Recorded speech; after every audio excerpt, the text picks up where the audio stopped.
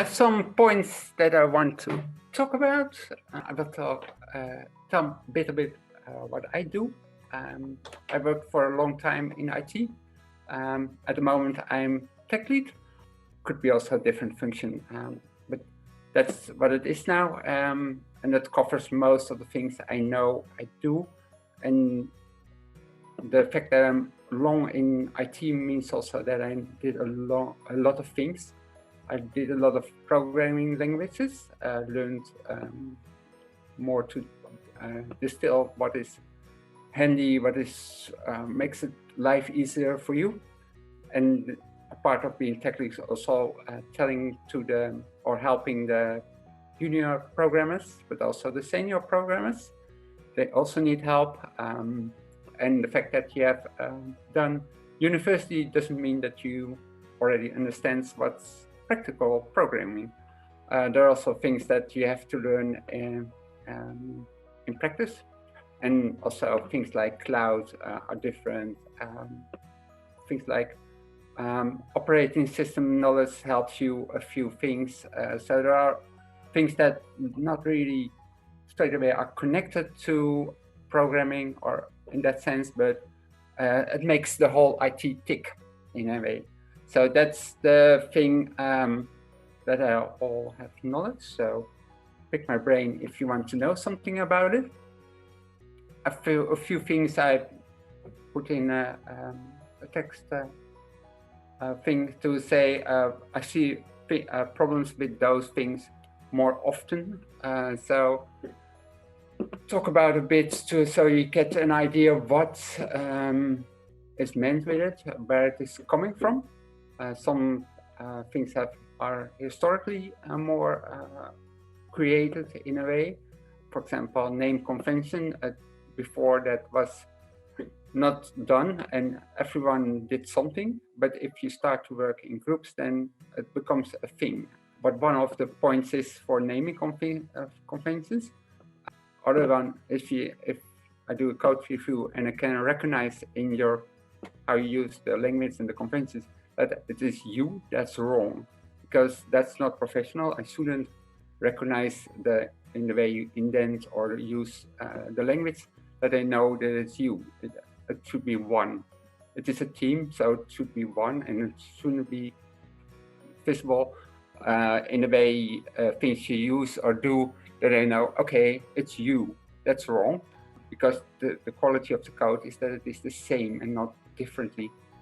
That said, so in a team, you also have to think what is important in the convention, what would we stick to, and that changed between companies. That's not a bad thing.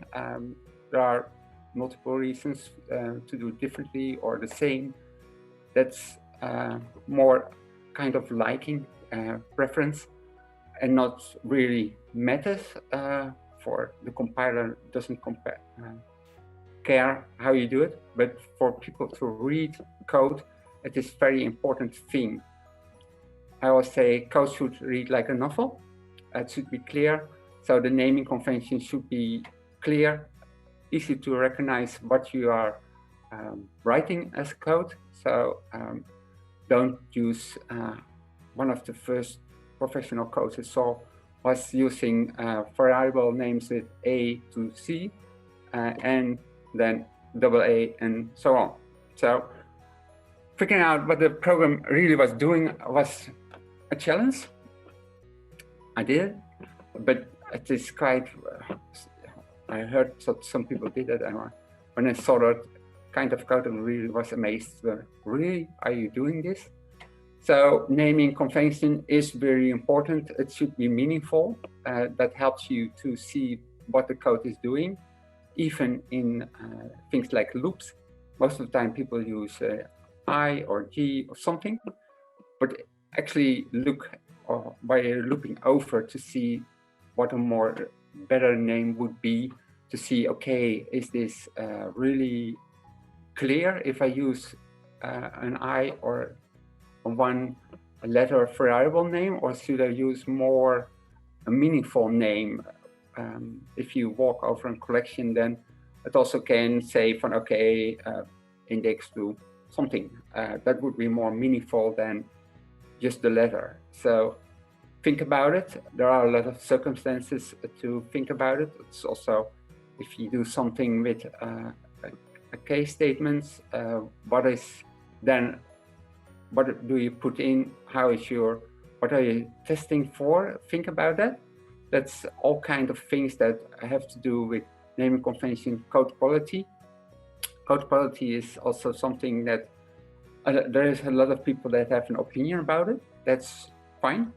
Don't make it a religion, because then nothing changes and it stays wrong. Just talk about it, and the majority decides what that is, and also the one that is doing code reviews. For me, that doesn't mean code reviews is only doing by the senior people, but also the juniors who do code reviews, because you learn a lot from code reviews and to see, okay, what's good, what's bad. And when you're seeing, well, I don't understand why, then it is also an indication that you know, maybe I used the wrong term for it, or maybe someone is not knowing enough from the domain specific part where the code is running in, because I learned that the terms used in the domain also should reflect me in the code. That makes talking about much easier than you say something, what is a user is easy, but it's also less meaningful. For example, user can be anything. That's the same for naming something a person. Yeah, that can be anything. Make it more specific, then it reads better, and that's easier to understand what it is doing. I have often happened that somebody stand beside me and start talking to me, and then I was lost what I was doing, and then the quality of the code helps you a lot to think, okay, oh yeah, this was this, yes, this, oh yeah, what's this is doing, oh yeah, I want to change this and this, or I had to add to the program this part, and then it is finished. That's all about quality of code, and the business doesn't care, and they shouldn't, because it is a thing from IT, but IT should do it. And also, if you say, if you are asked, how long will you do about this, making this part of the code? So see or give feedback to questions like that. Then you have to put in this kind of stuff that you do, say, half an hour of a day I do updating my code, looking for the quality, maybe can do better, refactoring parts. That's all the things that belong to the profession of making code. So it should be in, and should be in the calculation. If somebody says, can you do it in 2 weeks? That's the sprint. Then you have to put in those parts already there and do that. And it's not about a discussion point in my view. It is something you do. You don't ask a painter in your home to say, well, don't paint the knobs, because that is in a way obvious. But it also should be obvious that you check your code and read through it and see, okay, I understand it. Somebody else, another programmer, is that clear to that person also? Think about that, and not only about what you understand, but everyone in the team should understand what you have made. Then it is as a high quality code. And that's the real importance, that it is easy. And when you're sick, somebody can take it over and understand, okay, this is well written. There are some comments here and there that also can help.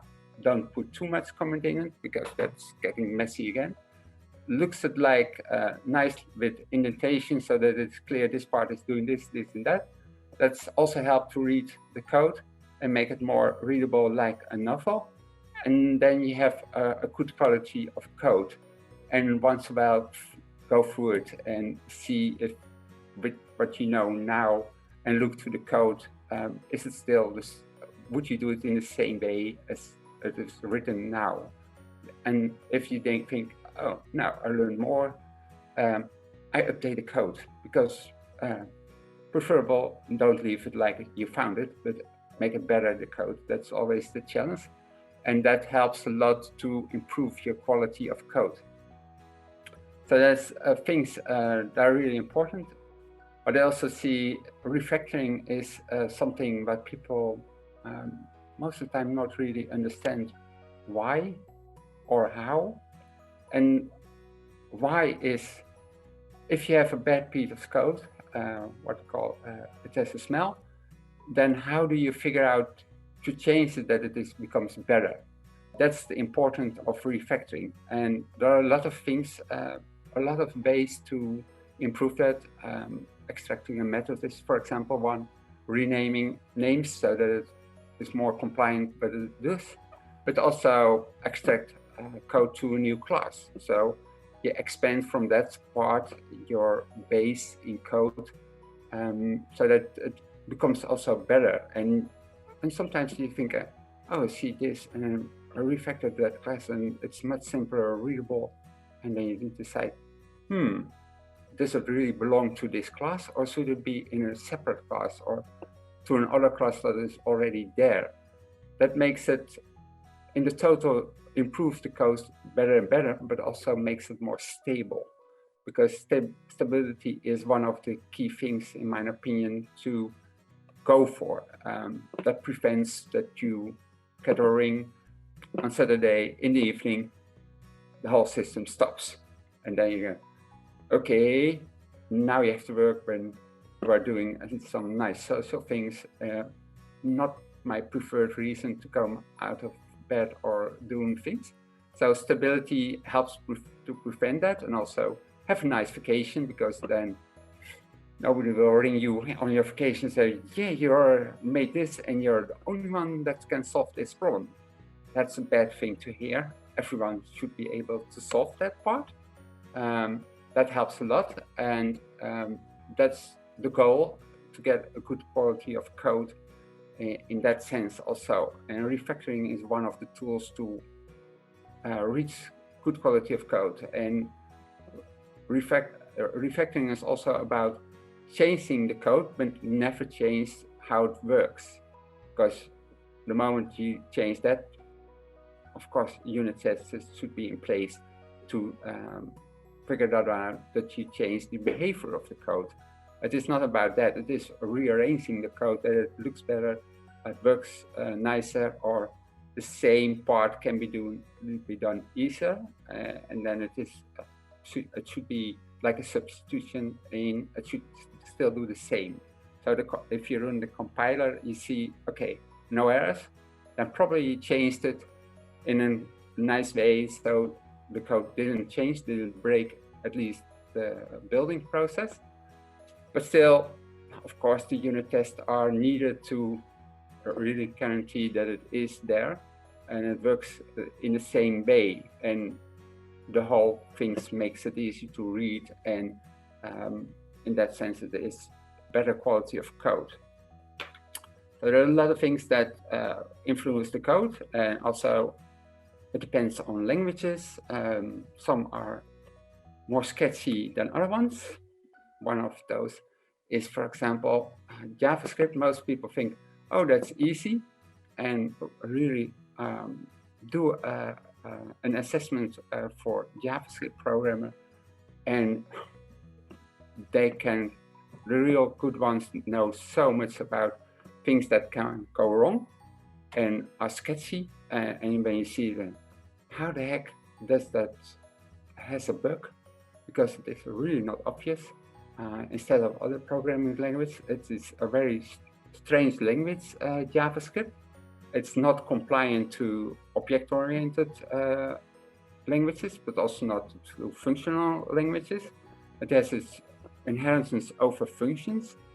Basically, everything is almost a function in JavaScript, with a few basic types, and there are really a few basic types, so not a lot, and that influences a lot how you think in other languages would work, and it doesn't. For example, scoping is one of that in JavaScript. The famous enclosures, they don't work the way you think they are. It's improving with the Emacs scripts versions, it gets better. The const statements, the let statements help a lot to get rid of the crazy bugs that you can have and won't figure out if you are not really senior JavaScript programmer and don't really do vanilla JavaScript and not use a framework that covers a lot, but really understand what you are doing. I'm in favor of that. Understand what it's doing before you use a framework, because if it goes wrong in a framework and you don't know, and you have no background from why things are done like that, it makes it very, very hard to find the problem and with that the solution. A lot of times and the performance also is one. People also, can you do JavaScript? Yeah, I can do jQuery, they said. Can you do JavaScript? No, jQuery. They really didn't know that jQuery was written in JavaScript. And that level, then you think, okay, that makes it quite strange that you don't understand this concept, but also the sketchy part is JavaScript and the DOM tree from the browser. The one is presentation and the other one is code. Mixing up can be done, it's easy, but makes it sketchy.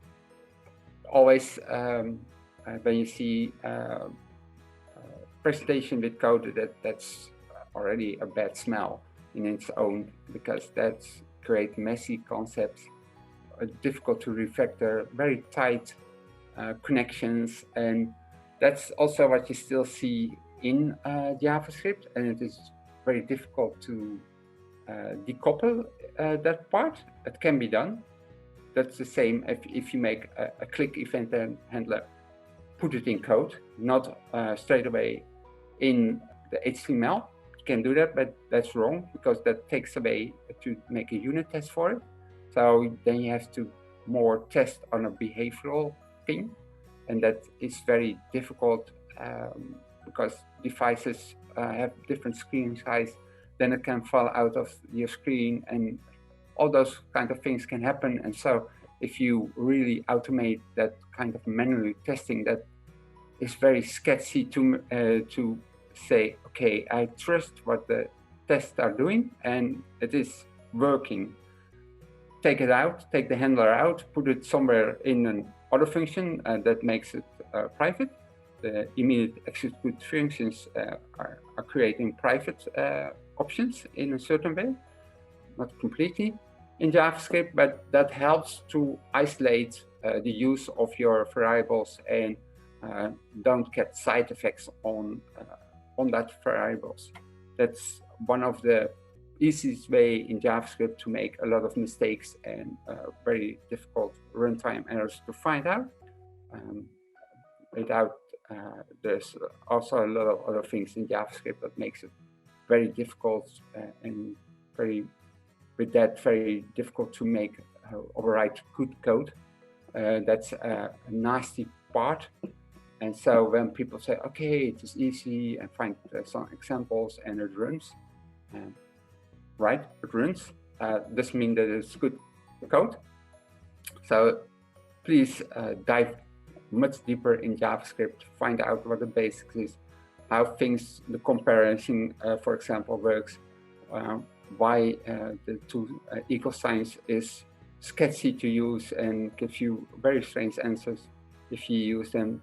And just make examples for yourself and see what the answer is there, and then use the free equal signs and see how that works out.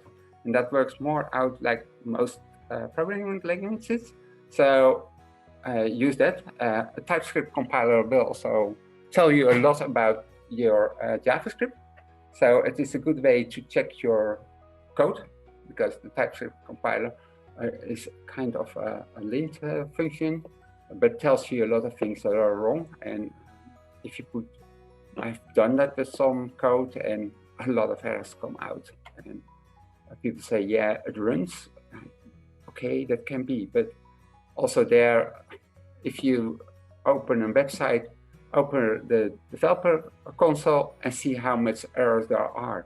And that's seriously a lot. And also it doesn't tell you that it is a high quality code. So there's also then the possibility that your website crashes randomly and the customer is telling you, yes, it crashed. And that's the wrong thing, that your customer has to tell you, the application is dead or doesn't do this, or I can't submit my basket, and then you lose money and you don't know that, and that's a wrong part also there.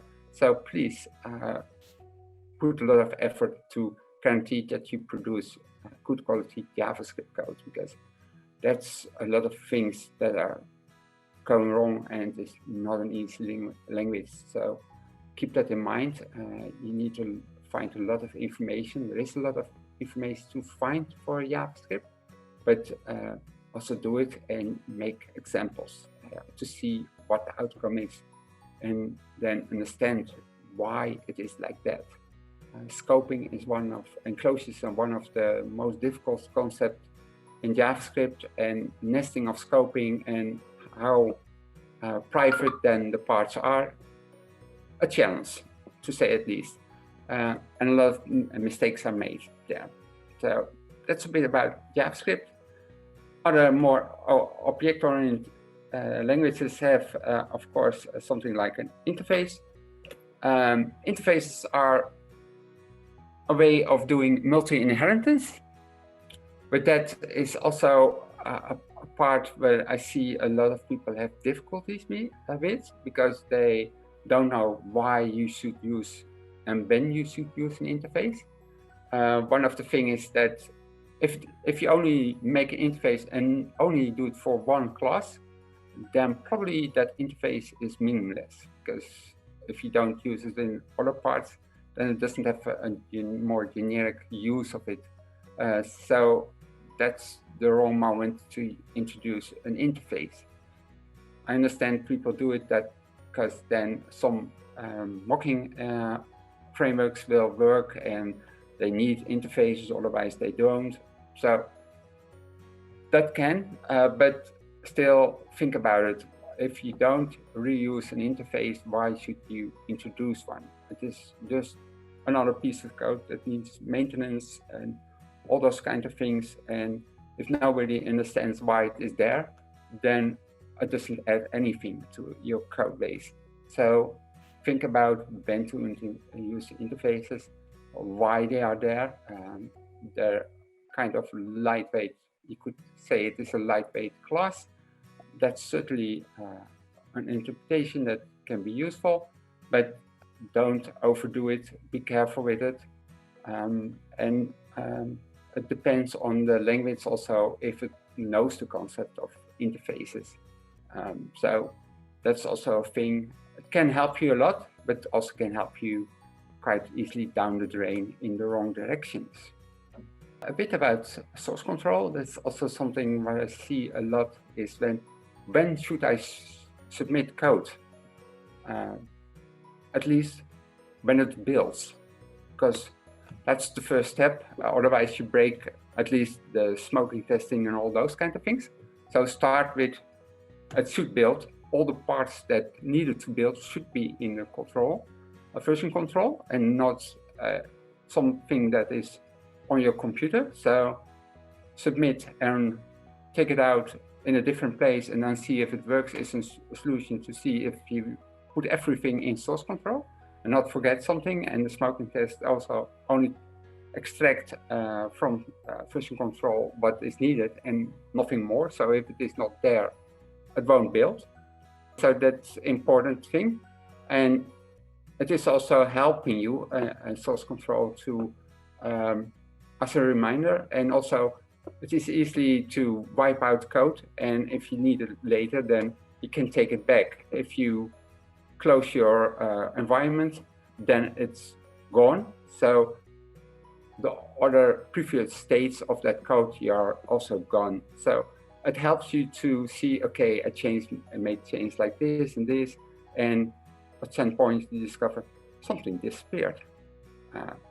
What was it? And then the comparison that you can do with the source control system, then you see, oh, I deleted accidentally some code, and that you can take out source control and put it in the code again, back again, so you don't have to rethink what you made.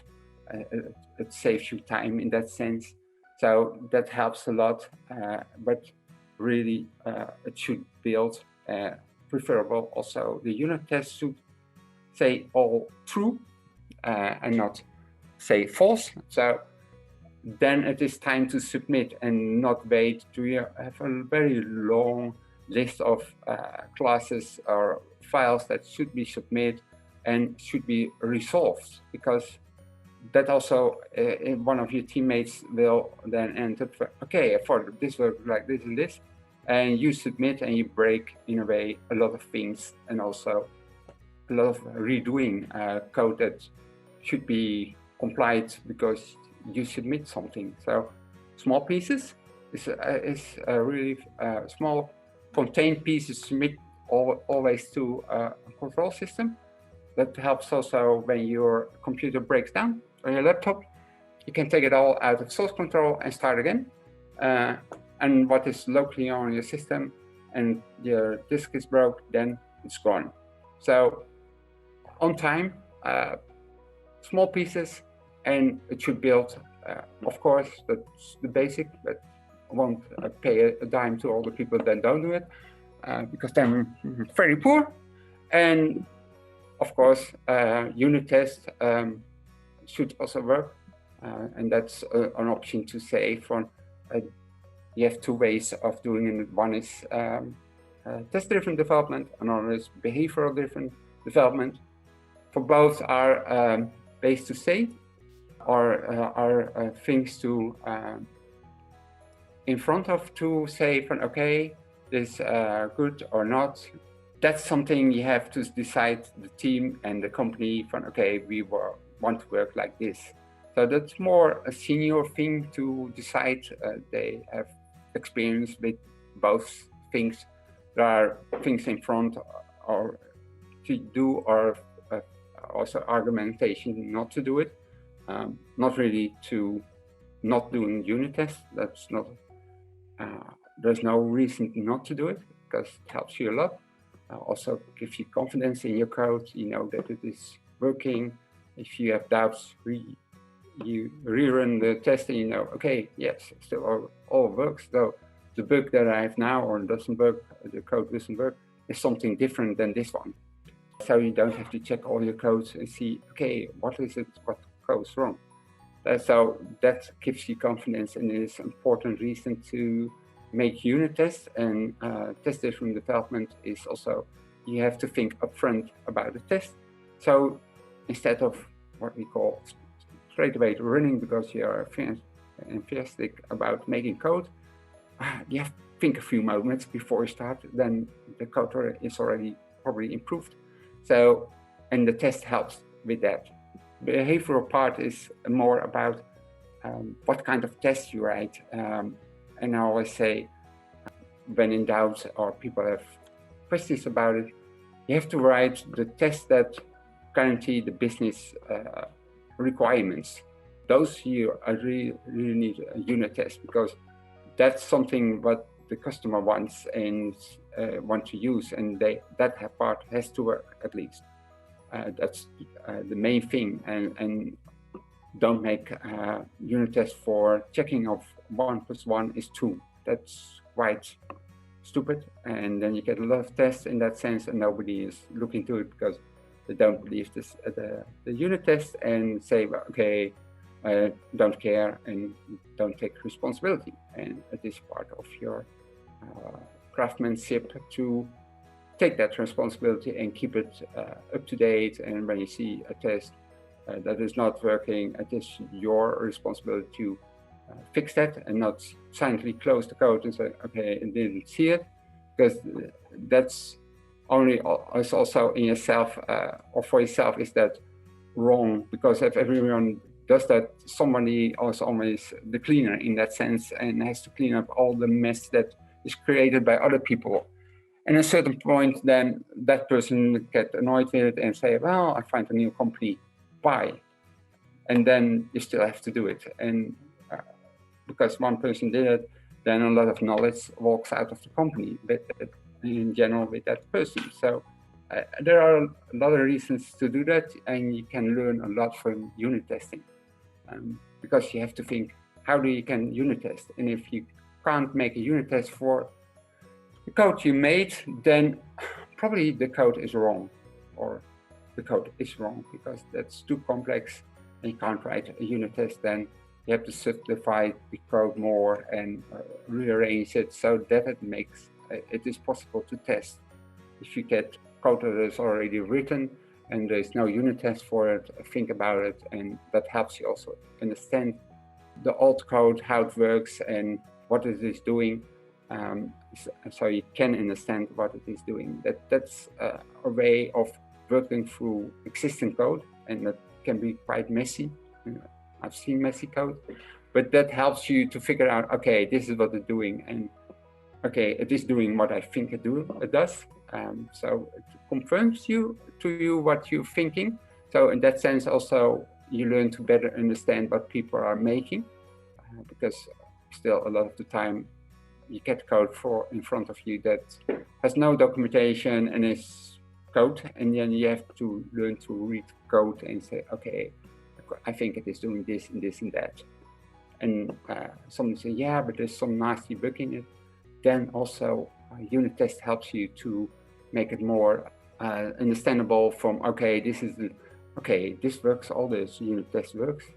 What unit test they will miss, and help finding out what is the problem in that code.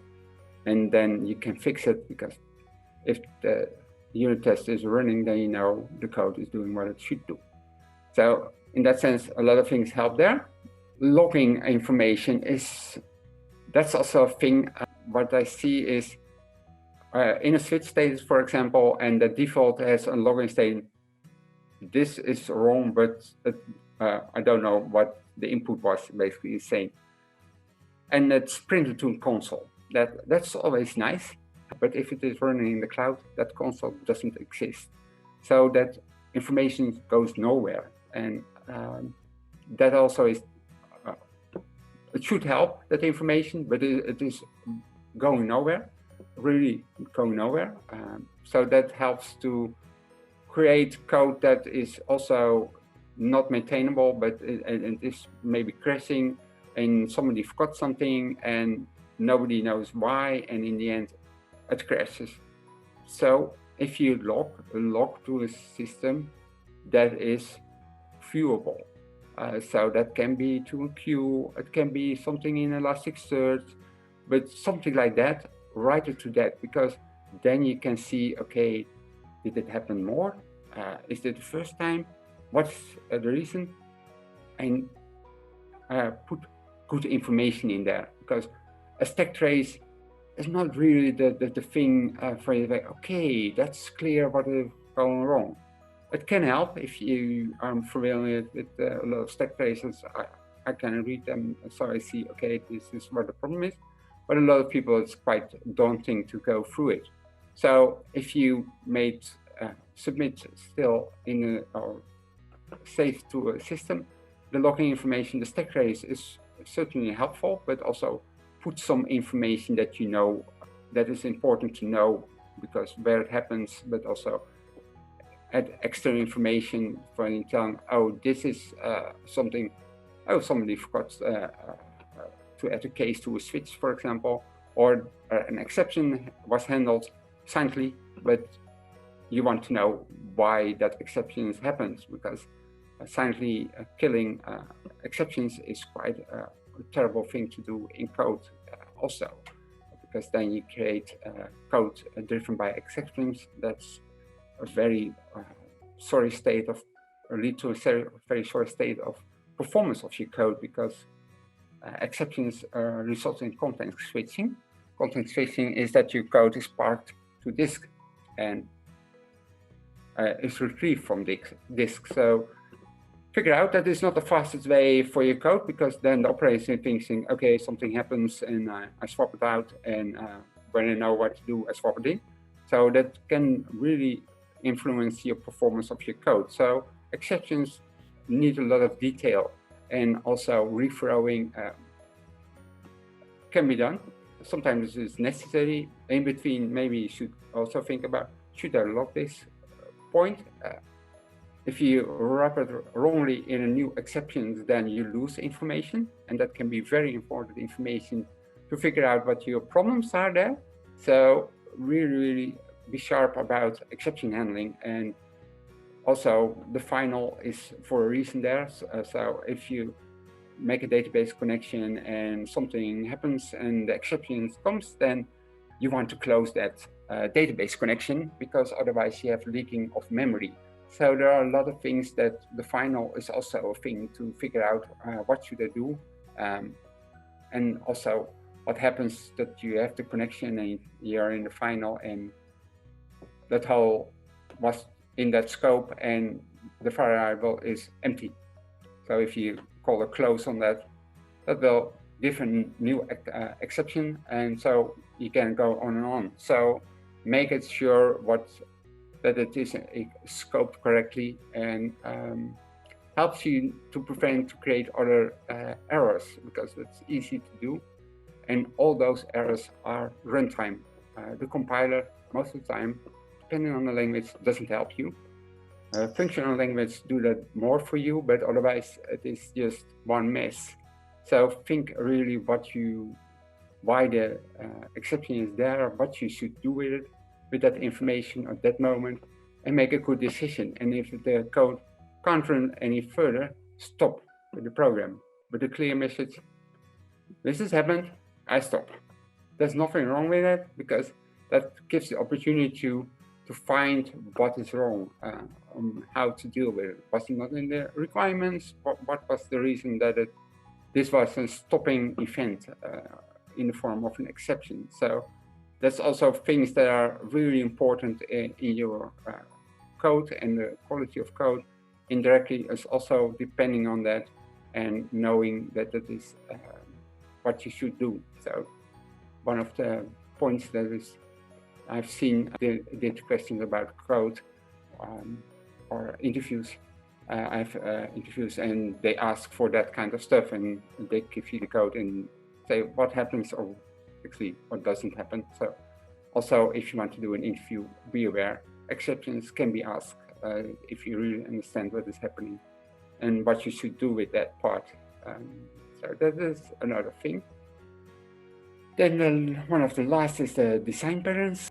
They're nice, they can help you, but don't overdo it. I've seen in Hello World with probably all the design patterns that are there. Very interesting to see that. Very intimidated also, but wow, really, could you do that? So in that sense, impressive, but not really readable code. And know what are the quirks of a design pattern. One of the most used ones is probably the singleton, but it's also one of the ones that are very difficult to use correctly or implement correctly. A lot of people, okay, yeah, you hide the constructor and you call a method and you get an object, an implementation of the class back. But if you are in a threaded environment, that if it doesn't have a lock around it, that can be quite sketchy what is there or not there. So that's one of the quirks, and singletons have a certain value. If you can see it as a kind of global variable. And one of the bad things is to have global variables, because they have side effects, uncontrolled. So also implement a signal correctly so that it doesn't have side effects, and close those gaps or routes to that thing is the important thing to implement them. Look them up on internet and compare the different versions to see what are they doing and what are they not doing. What is the difference to this implementation, that implementation, and see how that works, and then decide, okay, this is probably the best way to implement this design pattern. Besides that, it really can help you, because it helps you to do the same things repeatedly, but repeatedly differently, and a design pattern helps you not to do that. So that prevents you also from accidents in that sense, so that you are doing it correctly, one implementation, and you use that and not 3 implementations, all 3 different, of course. That's how it works. That's why the statement is keep it simple and stupid, or KISS for short. Really don't duplicate your code, and design patterns can help you also there. So that's the main thing. I have a small list of books that I find quite, yeah, you should have an idea what it is about. Helps you to think about what you are doing, helps your craftsmanship in programming, and there really knowledge about, for sure, about the existence of those books is important. Read a bit in it. I don't expect to read it from front to back, because it can be quite dry in moments, but if you implement something, look through the index and think, oh, maybe this should help me, or this is something that fits with the idea I have now.